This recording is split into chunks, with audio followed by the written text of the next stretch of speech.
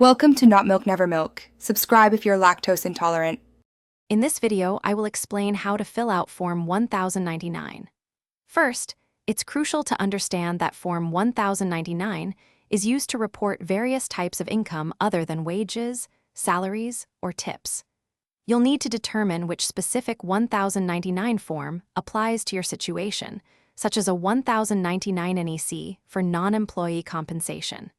Before you begin, ensure you have all the required information for both the person or entity paying you and yourself, the recipient. Next, focus on accurately entering the essential details. You must clearly state the payer's full name, complete address, and their taxpayer identification number, often an employer identification number. Similarly, provide your full name, current address, and your social security number or individual taxpayer identification number.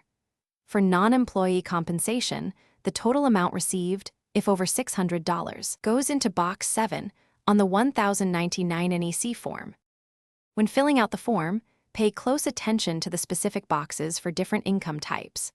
Box 7 on Form 1099 NEC is specifically for non-employee compensation, which includes payments for services performed by someone who is not an employee, if the amount is $600 or more.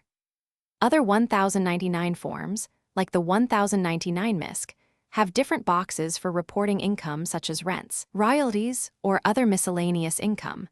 Always double-check your income category. Finally, it is critical to review your completed Form 1099 thoroughly for any errors or omissions.